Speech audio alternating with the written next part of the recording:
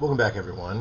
Today we're going to start talking about economics, and in particular, economic anthropology.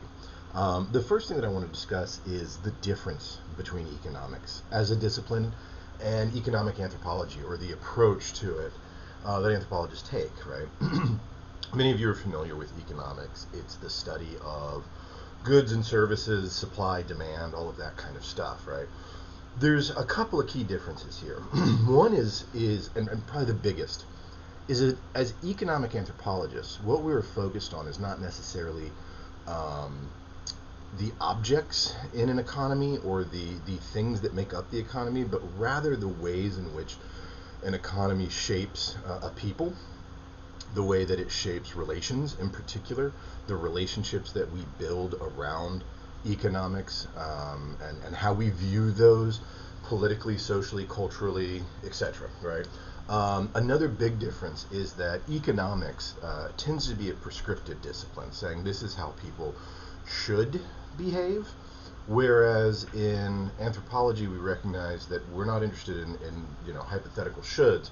We're interested in how people actually behave. As I often say, right, the best place to learn about the real world is in the real world. And so we don't say, well, this is in the best interest of people, and so this is how they're going to act, or this is how they're going to shop, or this is how they're going to buy.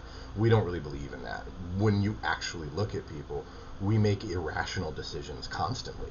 And while economists have tried to move past this sort of model of the rational person as a consumer, it still is fundamental to the discipline.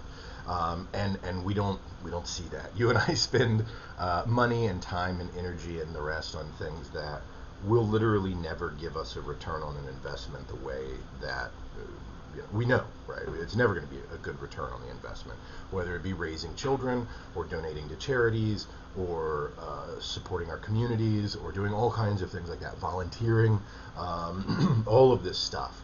It goes against our quote unquote rational self interest, right? So, at its heart, we are looking at some very, very different things, even as we utilize economic theory and economics to help us further understand people. And this goes back a long ways. Remember that economics likes to position itself almost like a mathematics discipline today. The truth is, economics is and has always been a social science, right? Because it's about people. And unfortunately, sometimes economists don't do a very good job about factoring that in. They're again taking a very prescriptive thing. You'll find a lot of economists today, for example, talking about the idea that humans are just naturally capitalists and they're supposed to be capitalists and those kinds of things. There's no supposed to with humans, right? I'm not against capitalism, but the reality is, as an economic system, it's barely 300 years old. We've been humans for 200,000 years. So that tells me that there is nothing natural about this or innate any more than space travel is, or flight, or automobiles, or anything else that is, quite frankly, a modern invention by Homo sapiens. Not that I'm dislike any of those things. I like them all. But the idea that it's natural is a little bit silly. Okay. But as I said, really at the heart of what we are studying in economics and economic anthropology really comes down to a couple of things, right? As I said, at the heart of it is about relationships, okay? So one of the main things that we focus on is production, consumption, and exchange, right? As it explains in your book. So the making of stuff, the using of stuff, and the trading of stuff, right, is really what this is about. For a long time, we were very much focused on the production side, right? So that's what Karl Marx was about. It's important, if you haven't had any good classes on this at this point, to note that Karl Marx, as a social scientist, was probably one of the most influential thinkers of the last 200 years. Everyone uses Marxist theory. Now, we don't use Marxist political theory, right? You don't find a lot of Marxist scholars anymore. But archaeologists and historians and economists and lots of people are using Marxist theory.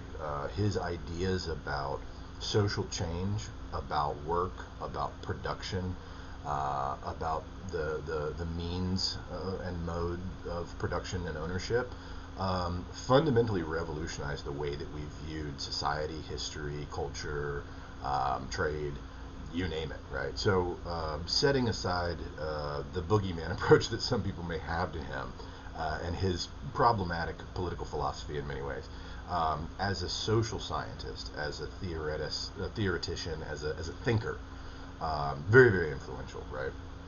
And so it's something that we've been talking about for a long time about, as I said, about production, right? Who makes it, how's it made, who owns it, that kind of thing. Much later on, we started to focus, particularly in the 20th century, on consumption. And when I use the word consumption, I don't mean like we think of consumption as eating things, right? From an economic standpoint, when we use the term consumption, we mean the using up of something. So you consume automobiles or tires, you consume furniture, you consume clothing, right? Your book talks about how much clothing we purchase every year in the United States, and it is millions of tons of clothing, right? We consume a lot of clothes, which has a huge environmental impact that people don't often talk about or think of, right? But so all of this is consumption, okay? And so more and more we started looking at consumption, as I said, especially mid to late 20th century, because our consumption became something very different. Throughout the history of most of the Western world, and the United States, but a lot of Europe, a lot of Latin America, a lot of places, people were subsistence farmers, right? They ate what they grew.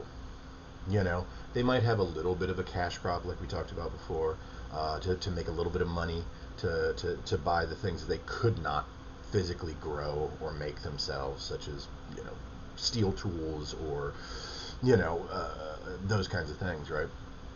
But most people were subsistence farmers. Most people, 95%, you know, of what they ate, they grew, right? Of what their consumption. Starting after, really starting before the post-war, right? Before World War II. But really, once you move into the 20th century, you see what we've characterized as conspicuous consumption. It's not just that we're using goods, consuming them, right? It's not just that we're consuming goods. It's that we're doing so in a conspicuous way, meaning we're doing so to be seen using those goods, right? It's not just that I need a car and therefore I have one. It suddenly becomes really important that I have a particular kind of car. It's not just that I have a home and it's fine and it's safe and it, you know, serves my needs. It's that I need a real big frickin' house so that everybody sees that I've got that real big ass house, right? That's conspicuous consumption, right? And so a perfect example of this is my favorite is a Rolex. What does a Rolex do? It tells time. Okay. That's it. Doesn't do anything else. It tells time, and that's all there is, right? Now a Rolex can be 10, 50, $100,000.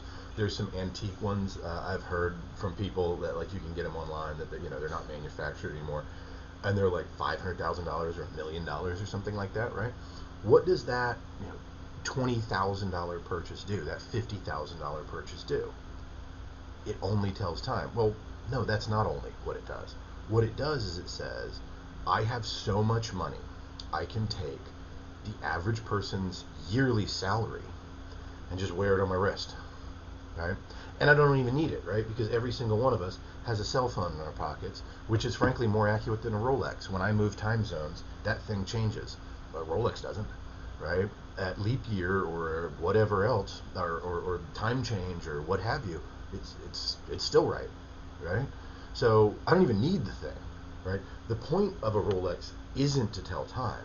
The point of a Rolex is conspicuous consumption, to let everybody know how much I have, how much I can consume, right? And that's a fundamental shift of who we were for a very long time, right?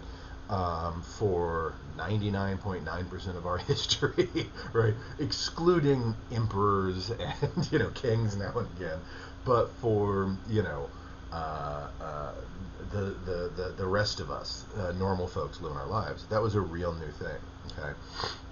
And more recently, also, we've started to examine, and this has always been kind of around, but I'll say, we've started to look more and more at exchange, right? For a long time, we've looked at the exchange and how exchange is what really builds relationships with people. Okay, is that as Marx understood, economics and making a living is fundamental to both our personal identity as well as a national identity. The way that we think about ourselves is oftentimes wrapped up in quote unquote what we do for a living, right? And so it's this very important thing, and it shapes so many of our relationships. I mean, if you look at the life of a modern person, you're going to spend about a third of your day sleeping. You're going to spend about a third of your day working, and about a third of your day doing literally all the rest, like cooking and shopping and eating and cleaning the house and maintaining friendships and seeing loved ones and all of this. So, exercising and doing your homework and, everything else. So that work chunk suddenly just became a lot more significant, right? You're doing one thing at work, right? So it's really fundamental to who we are as people, okay? Which is one of the big critiques of capitalism. We'll talk about capitalism more in a second with structural violence, but it's one of the big critiques is that capitalism has done something unique, which is it cut us off from the relationships in the things that we consume. It cut us off from any relationships that we had in the production of things, even the exchange of things, right? I don't know who made my shirt. I don't even know who sold me this shirt. I bought it, I don't know, a few years back or something at the mall, right? I don't know who made it. I don't know who, made my tie or my shoes or, my coffee table.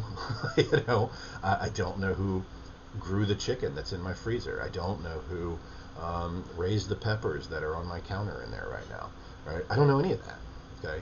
And you might go, well, of course not. Yeah, except we always did before. We have always had relationships built in with our economic system. So you knew the guy that made your shoes and your coffee table, grew your chickens, and milked the cow that produced the milk that you're eating, and everything else. It was pretty rare for you to have stuff that you didn't personally know everybody involved in its production and its exchange, right? Even if you didn't buy it from the person, you say, well, yeah, no, I buy my milk from, this guy, and he's kind of a wholesaler. He buys milk from these 10 farmers that I know in my community, right? But we just buy it from him, whatever it is. You knew those things, right?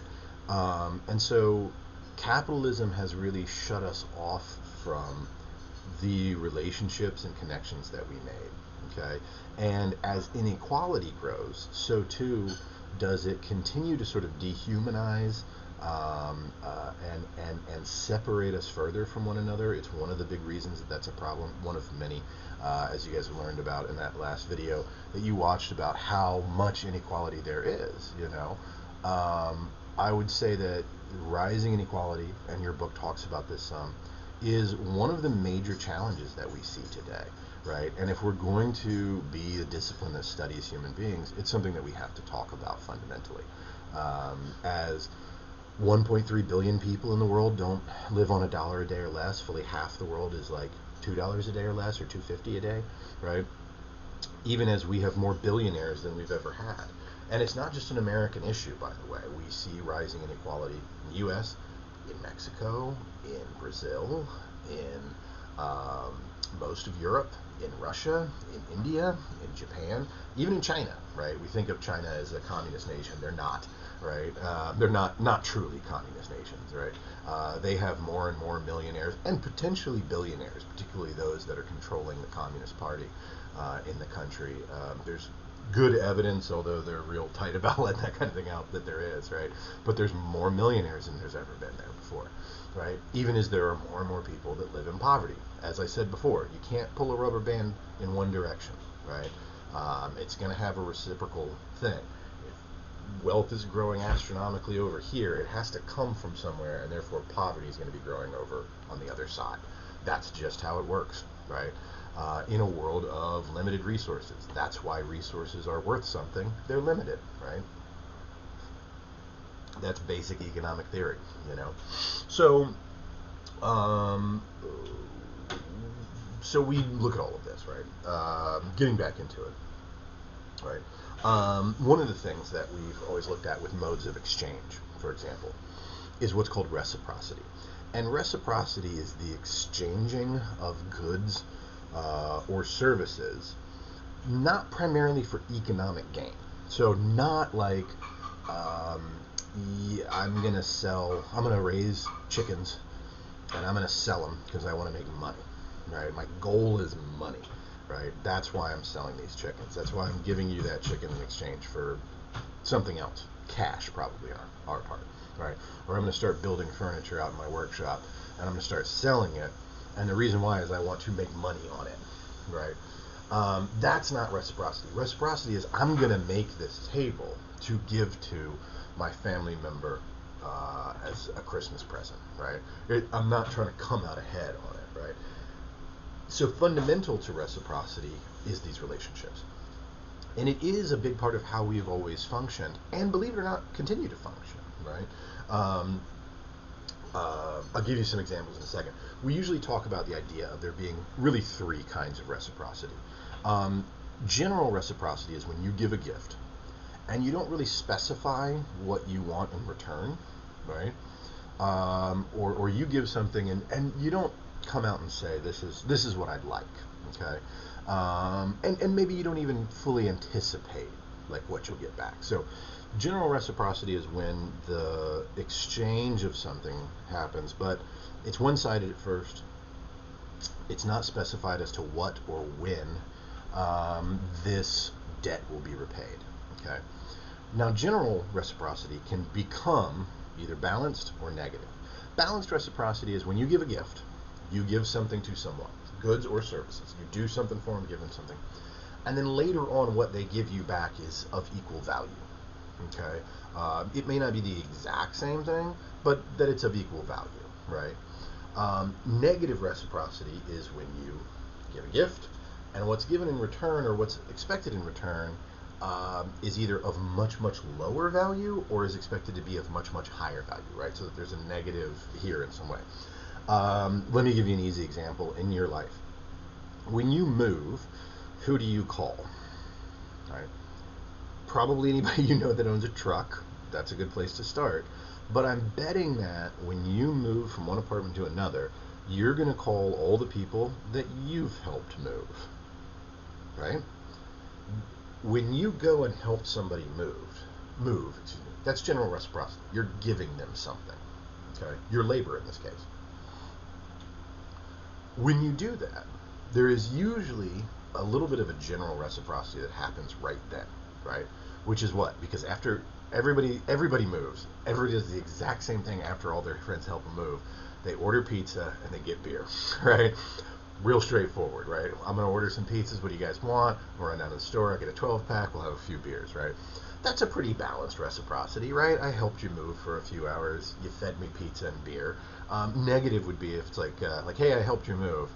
I'd like $200 sushi now or some nonsense. You know what I mean? Like I want lobster tail and that kind of stuff. That would be negative, right? So there's a general reciprocity there, but and this is what I'm trying to get at about the economics of relationships. That also builds something for down the road because you helped them move. And yeah, they kind of paid you back right then with pizza and beer. But there's a continued relationship that's going to happen because when you need to move, you're going to call them. And they're kind of obliged to help you unless they're complete assholes. They're going to help you move. And when they help you move, you'll have a little bit more balanced reciprocity because you too will get beer. Or beer and pizza, or chicken wings, or whatever the hell everybody else likes, right? You know, but that is like something that is right sort of then and there, okay? So that's reciprocity, right? This was first studied by a guy named Bronislaw Malinowski in the Cooler Ring. in the Trobriand Islands, which your book talks about. And I think I might have mentioned him some before.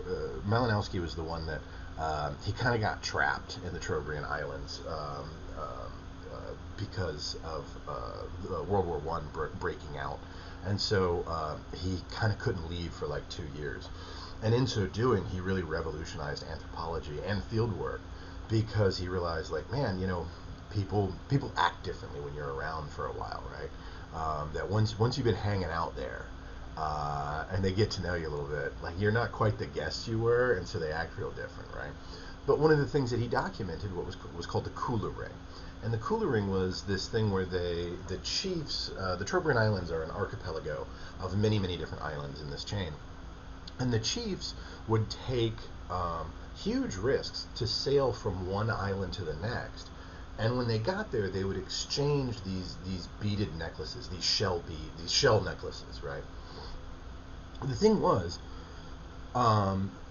they're risking their lives for this, right? So this has got to be really valuable. It's got to be really rewarding, and you get a lot out of it. Nope. The shell necklaces, anybody can make them. They're just shells that are down on the beach. We live on a damn island. They're all over the place, right? There's no economic value to these whatsoever, right? But rather, by exchanging these things, what are these kings and chiefs doing? They're building relationships. They're building connections. They're building a network of individuals that they could ask help from one day, right? Or maybe marry their kid off to one day, or who knows what, right? Or at least ensure that maybe he won't attack us and try to invade our island, right? It was relationships that it was building, right? The same is true for us today of, like, think about Christmas, right? You spend all of this money buying stuff, and half the time you don't even know if they're going to like it. And there's all of these rules to make sure that the gift giving and the reciprocity and the exchange is sort of falls in line with, like, like what we think of, right? And so, at Christmas time, if I spent $20 on my girlfriend, but I spent $150 on a gift for my boss, everybody would be like, "What the hell are you doing? You're not Christmasing right, man. That's not how this works, right?" If I have kids, that's my biggest outlay, right? Is my kids, not my second cousin that I see every other year, right? I'm not spending more on them than I would my own daughters, right? So there's a lot of rules and oftentimes unspoken, unconscious things about exchange, the proper ways to do it. But so why do we do it? Why are we going out and spending all of this money? I read a few years ago, I think, that it was like Americans on average spend something like $500 or $600 on Christmas. I can't even remember buying gifts. I think it might have even been more than that, but nonetheless, we're spending $500 or $600 on these things. We don't even know if they'll like it half the time, right? We've all gotten gifts that we're like, yay, that I didn't want this. I don't like it. I don't care about it, right? Why don't we just give them the money? Or why don't we all agree not to spend it on each other and we'll just go buy ourselves some shit? Because that's not the point of this gift giving. It's not the point of this exchange. It has nothing to do with what you get. It has to do with reinforcing those ties between us as members of a community and members of a social group. Okay, so that's why it's really important. Okay, so to kind of turn to the last thing that I really wanted to talk about, and I wanted to devote a few minutes to this. Okay, is to talk about structural violence. Okay. Structural violence is an idea that is, I think, one of the most important things that social scientists and researchers have been talking about in the last several years, journalists too. And it's also something that's not well understood, I think, among most people.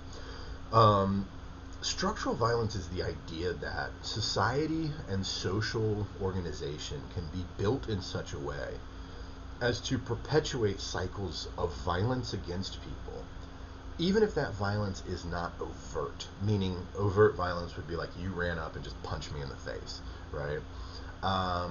But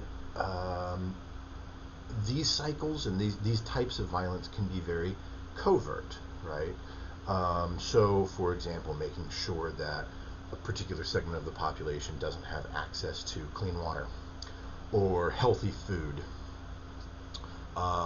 or education, right? that's ensuring that throughout your life you're going to have serious troubles and trauma, some of which will become quite physical in what happens, right? It's not just theoretical.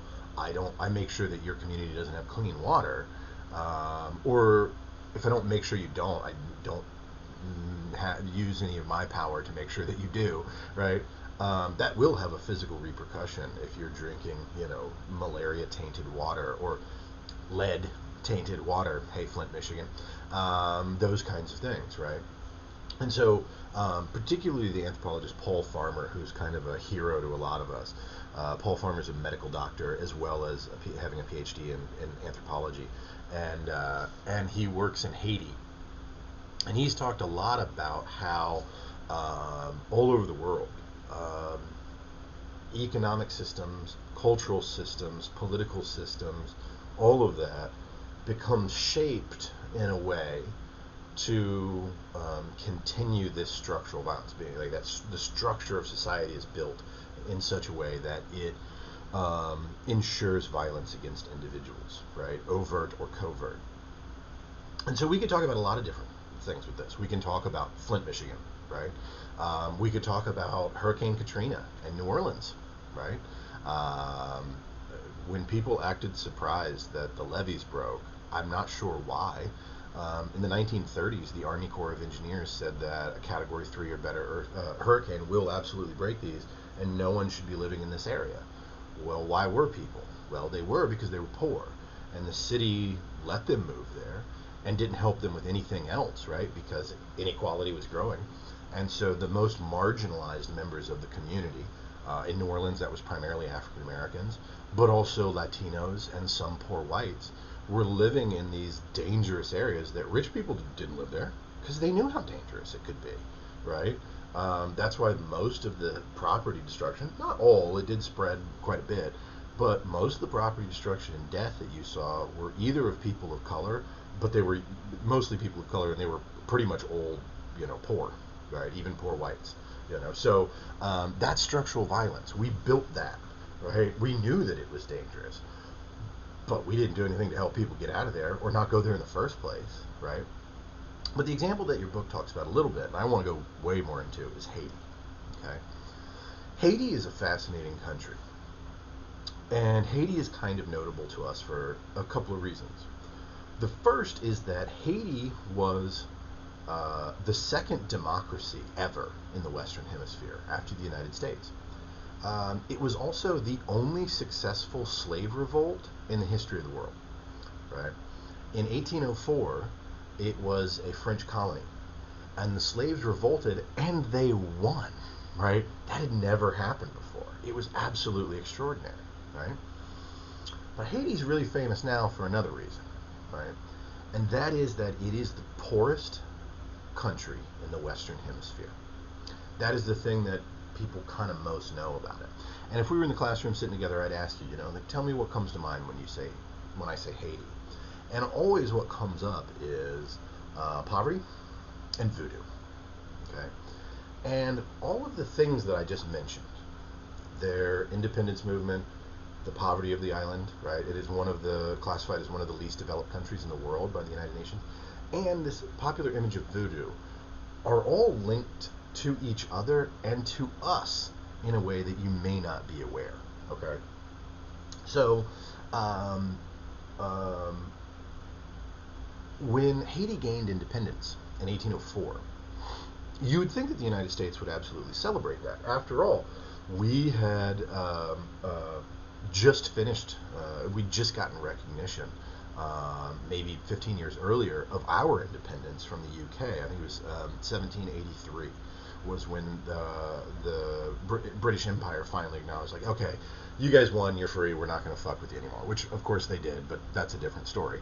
And so we're, really, really about this idea of a free government, of a free people, of a democratic representation. Well, our neighbor to the south, Haiti, does just that. So we celebrated it, right? No. Why not? Because it was a slave revolt. It was a slave revolt that won. And in 1804, we still owned slaves, right? And you have to remember, like, understanding slavery and its impact on the United States is fundamental to understanding American history, American politics, and America today, right?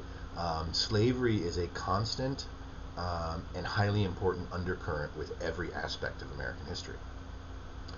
Because, the founding fathers loved liberty, had no problem with slavery. Some did, in fairness, right? But most of them didn't. In fact, most of them owned slaves, including Washington, including Jefferson, including all those guys. They owned slaves. So, how did they justify this? As, the guy that wrote All Men Are Created Equal owned more than 200 people, right? One of whom he raped constantly, right? Sally Hemings, right? And in your history books, they say, well, Jefferson had a relationship with Sally Hemings. That's not a relationship. Slaves can't say no. And if you can't say no, then you can't give consent. That's rape, okay? He fathered multiple children with her. Never bothered to free her, ever, right? And so, yeah, But this guy owns all these people, but he's the one that is telling us all people are created equal. How do they justify this? How are they not, how do they look at this? Well, the way that they justified it in their minds and in the public in defending the owning of people was they lied. They just were full of shit, right? They said, well, it's okay because African peoples and black-skinned peoples aren't capable of governing themselves. They're not capable of taking care of themselves. Everybody, let's just agree to skip over that part where they were doing perfectly fine in Africa for millennia before we kidnapped them. But we'll just skip that part, right? No, they can't take care of themselves. They need white people to take care of them, right? Well, then, just off our southern shore, these black people revolt, win, and they do just fine, right? This idea that black people couldn't have a society, well, obviously they could, and Haiti proved it. And so we had a problem because at the time, many of the people that were abolitionists, that were anti-slavery, said, well, guys, look at Haiti. They're fine. Why the hell do we still own people again? And so politicians did what politicians like to do, which is they lied, right? They said, well, it wasn't a successful slave revolt. In fact, the slaves, they weren't even able to do it. They made a deal with Satan. And you still hear this today. I'll come back to it. But they said they made a deal with Satan. That's why they won, right? They couldn't do it on their own. And it's not a successful country. They said, these people are crazy, and they're worshiping the devil, and they're eating children, and they're killing babies, and practicing cannibalism, all of which was bullshit, and everybody knew it. But it gave American politicians political cover for, A, not supporting this democratic movement, and B, not giving up their slaves, right? So fast forward a little bit, right? In the 1820s, Haiti, in order to gain like sort of diplomatic relations, particularly with France, but also with other countries that didn't want to piss France off, right? Because it had been a French colony, and France was still kind of butthurt about them leaving, in the way that England was about us as well. In order for them to get diplomatic relations with France, and then hopefully have other countries follow suit, they actually had to agree to pay France reparations for freeing themselves. Like, we're sorry that we aren't your property anymore, and we'll pay you back the cost of ourselves. They were paying this loan back until 1947. They were paying this back after World War II still, okay? In order to pay them back, they had to take out large loans from, hey, us, right? And so a huge percent of Haiti's GDP was going to paying these loans back, rather than developing as a new country, building roads, building bridges, building schools, building political institutions, those kinds of things, as we were in the 1800s still. Nope, theirs was going back to pay interest on loans to us so that they could placate France for having owned them, right? So that started them on the road to poverty, right? A couple of other interesting things happened. Because of sort of the Monroe Doctrine and a lot of politics that we won't get into here, One thing that a lot of Americans are not kind of aware of is that the United States invaded Haiti in 1915, and we occupied the country until 1934. Okay, the U.S. Marine Corps under Woodrow Wilson sailed into town and declared martial law. And again, this is look it up in a history book. We declared martial law. We took over the country, and we removed the president, and we installed a new president. They didn't get to elect him. We just put him in there, and then we wrote them a constitution. Right? We wrote them a constitution, and I mean, FDR, later Franklin Delano Roosevelt, wrote the Constitution for them, right? Which was very favorable to U.S. interests and political objectives at the time, right?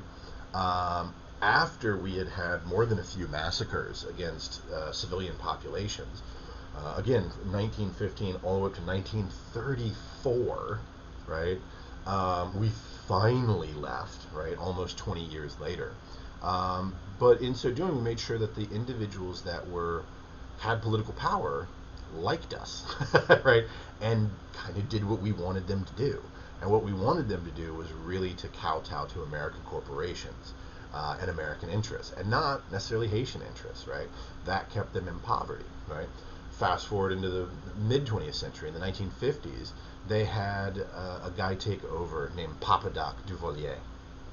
And Papa Doc turned out to be one of the most ruthless dictators of the 20th century, I'd argue, and that's a tall order. But he was incredibly violent. He killed countless individuals, really had a cult of personality, and absolutely decimated the country. Now, why were we good with this? We weren't at first. We were a little bit worried about this guy, but we figured we can control him, and so the way that Papa Doc maintained power was through a group called the Tanta Makut. And the Tanta Makut was a secret police that basically would kidnap and torture all of his political rivals. They would do the same thing to like military generals that disagreed with him, journalists, tons. Like there was no more journalism, right? They killed all of them. The Tanta Makut was trained by us. They were trained actually through the Marine Corps during President Kennedy's term. Kennedy didn't really like the guy and thought that he was a violent dictator, didn't like what he was doing, but figured, well, we can control him, right? So we can continue to train this secret police, right? At the same time that Papa Doc was stealing somewhere around 80% of the aid that we were sending to his country to kind of keep him on our side. Now, we really started to like him more after the Bay of Pigs, because he very shrewdly said, oh, you guys really hate Castro, don't you? And you guys are real worked up about communism.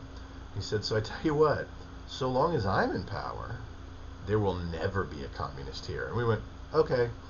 And so we knew that he was torturing people. We knew that he was slaughtering people. We knew that he was stealing all of the money out of his country.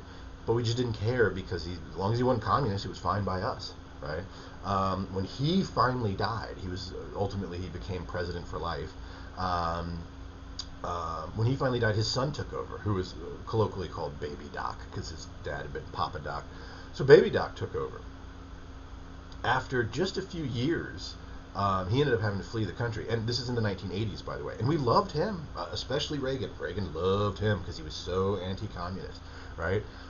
When he had to flee Haiti to escape prosecution for his human rights violations, not only did he leave on a U.S. Air Force jet that we sent for him, he left with $900 million.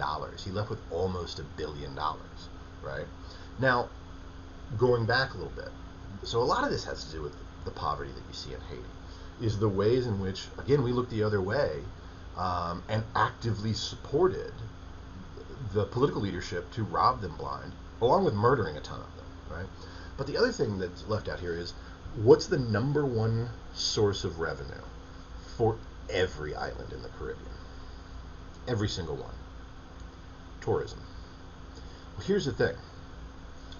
Going back to when I mentioned voodoo, right? Voodoo is a complex religion, like they all are, and it's not what you think it is. It's not black magic, devil worship, evil, sinister, dark kind of stuff, right? This is not a Disney movie. It's a religion. It's a blending of Yoruba religious traditions with Catholic religious traditions on the island and those kinds of things. It's a really complex, interesting, worldview.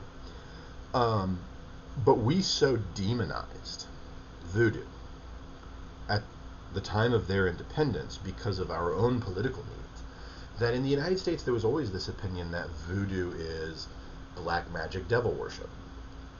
Because of that, when you get into the 20th century and tourism starts to become the important economic powerhouse that it is, right?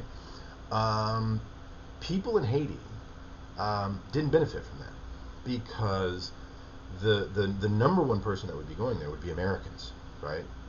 But we didn't go because we're like, oh, I don't know, it's dangerous and weird and all of this kind of stuff.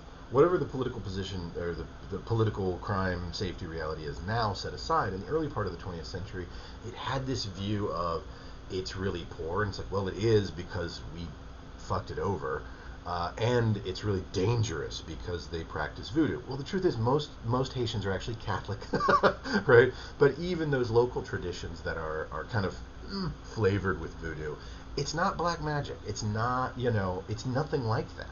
But we had so demonized it. We had so torn it down that it really interrupted the tourism there. And people didn't go, right? So we played a role in all that, okay? And by the way, probably most famously of late that people have been talking about of Haiti is after the earthquake in 2010. When it happened, just so you understand that these are not ideas of the past, when it happened, what's the name of the pastor, the minister that runs the 700 Club? It'll come to me in a minute, right? One of the most influential religious leaders in the United States. He has the largest religious Christian-based television network out there. It'll come to me. Anyway, he was on television after the earthquake, and he said, well, you know what? These people deserved it.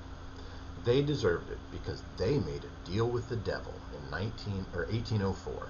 And so, yep, this was God's judgment, and that's why he sent this earthquake, and that's why all of these people are dead, and all of these children are starving, and all of these individuals are homeless, right? They had it coming, right? These ideas are not gone, right? That was just 10 years ago that they did this, right?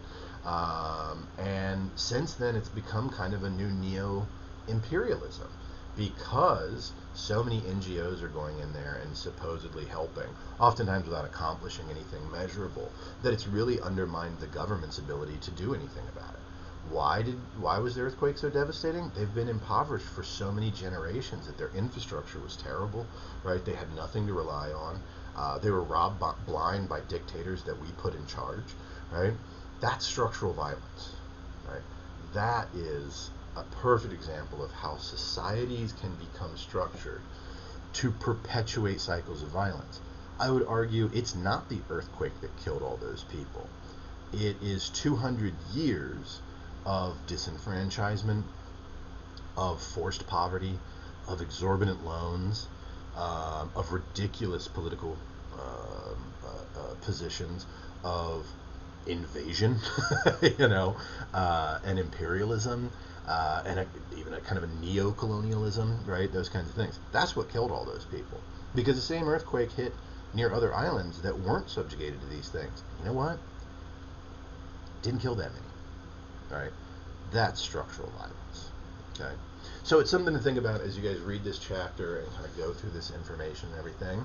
And I hope that helps. I hope it gives a different light on it. So thank you guys very much. I will see you all next time.